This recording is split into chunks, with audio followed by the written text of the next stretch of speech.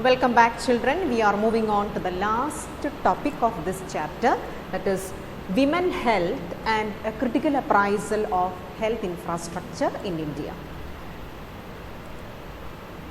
What is the status of women health in India? That is what we are going to discuss.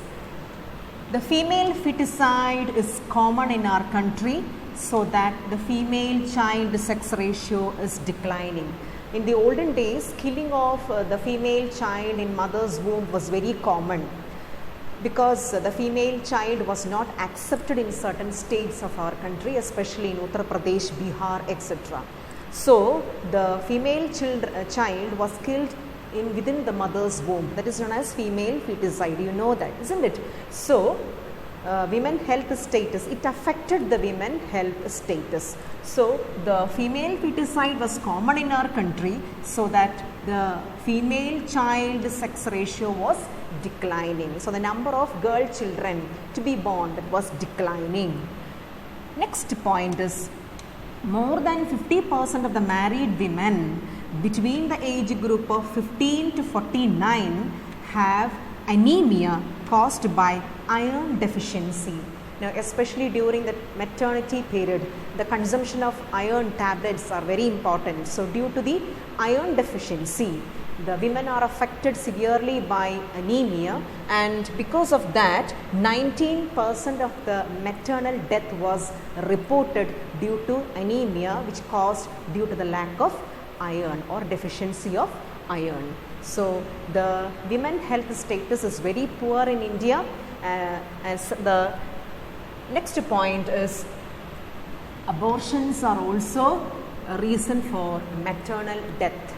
The killing of child in mother's womb, that was also a reason for the maternal death. It will affect the health of the mother. So that was also a reason for the maternal death. So these are the serious issues related to the women's health. Therefore, suggestive measures should be taken by the government to improve the health status of women, because every citizen in our country has got equal right to be healthy. Next is a critical assessment of the health infrastructure in India. We are going to critically evaluate the health infrastructure in India. Point number 1, Indian health infrastructure is characterized by inadequate distribution of health services. Health services are not equally distributed, inadequate distribution. Let us see why is it said so. 70% of the Indian population is in the rural area, but only 20% of the hospitals are located there. There is no equal distribution. This is an example of unequal distribution of health infrastructure. 70% of the people are in the rural area, but how many hospitals are available for the people there? 20%, which is very, very low. Point number 2, communicable diseases are widespread, so effective measures to be taken to control the same. Those who are living in the slum areas, those who are living in the rural areas, communicable diseases are very common. If the communicable diseases are not prevented, it will spread like anything from one person to the other person. The situation becomes worse. Therefore, as the communicable diseases are very common in our country in certain areas, government should take effective measures to control the same.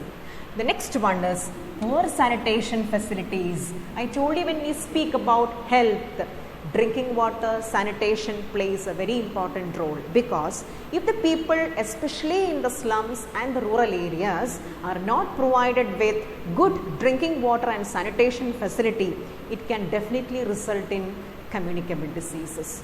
So the poor sanitation facilities has caused for so many communicable diseases. About 30% of the total population living in slum areas do not have proper sanitation. So just imagine what is the status of health infrastructure in our country.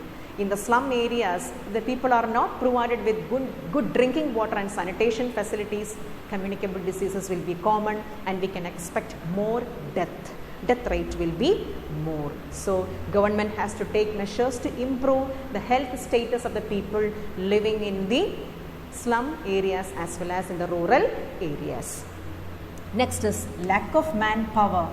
A very important point to be discussed. India produces 12,000 medical graduates every year, but still there is a lack of manpower. This is especially due to the migration of people to the rest of the world, abroad, for better job opportunities. And I told you, especially to the rural areas and at most remote areas, people will not be willing to go to take up the post there. That is also a major reason for the lack of health infrastructure, less number of doctors in the rural areas. Apart from this, the people who are seeking for better opportunities may move to abroad, rest of the world, for better opportunities. So even though India is producing 12,000 medical graduates every year, there is a lack of manpower everywhere. That has to be solved. Next is widespread malnutrition in children. So nutritious food to be given to the children. Malnutrition is a serious issue. It can cause for the more death rate of children. Therefore, suggestive measures to be taken to improve the health of the children. Next comes the role of private sector. There is a need to increase the collaboration of public and private healthcare system. If it is working in collaboration, the situation will get improved. Government alone will not be that successful in maintaining good health infrastructure, especially in the rural areas. So if they are supported by the private healthcare, lot of changes can happen. So it should work in collaboration with the public and private healthcare system. The private healthcare facilities which are working in our country will not be accessible to all the people. It is accessible only to the rich people. What about the poor people? Health is a basic right of every citizen. Therefore, the health facilities should not be ignored to certain sections of society. It should not be denied to certain sections of society. It is a basic right of every citizen. So the situations can be made better if the health infrastructure is working in collaboration with the private and public sector. Next comes rural-urban divide. There is a wide difference between the health infrastructure in the rural areas as well as in the urban areas, because states like Bihar, Madhya Pradesh and Uttar Pradesh are severely lagging behind in medical facilities. Then villagers have no access to certain departments like pediatrics, gynecology, anesthesia and obstetrics, a branch of medicine and surgery which is concerned with the childbirth, that is known as obstetrics. So many of the villagers do not have access to gynecology, obstetrics, then the pediatrics and even anesthesia. So the number of health centers have to be improved with sufficient number of doctors and nurses, then even with sufficient quantity of medicines too. Then this is the most important point. See, the 20%, the poorest 20% of the people living in the urban and rural India, whether the people who are living in rural areas as well as in the urban areas, 20% of the people who are living in the urban and rural India are spending 12% of their income for healthcare, but whereas rich people are spending only 2%. Why is it so?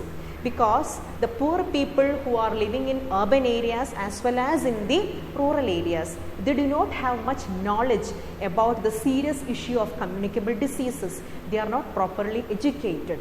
They are not provided with good drinking water facilities. They are not provided with good sanitation facilities. So they are more prone to illness or diseases. So in such a situation, they will be spending more when compared to the people of richer sections. But nowadays there are the changes happening in the even in richer sections also, because due to their eating habits, most of the people are also prone to diseases. But as a general study, we can reach at a conclusion that almost 20% of the people living in urban and the rural India spend 12% of their income on healthcare, whereas rich people spend only 2% of their income. So these are the critical appraisal of healthcare system in India. The critical appraisal are: point number 1, inadequate distribution of health services, communicable diseases are widespread, poor sanitation facilities, lack of manpower. Then comes widespread malnutrition, then role of private sector. Then the point is rich and urban divide. So with this we have come to an end of the chapter. Work out the exercise given in your textbook. Thank you.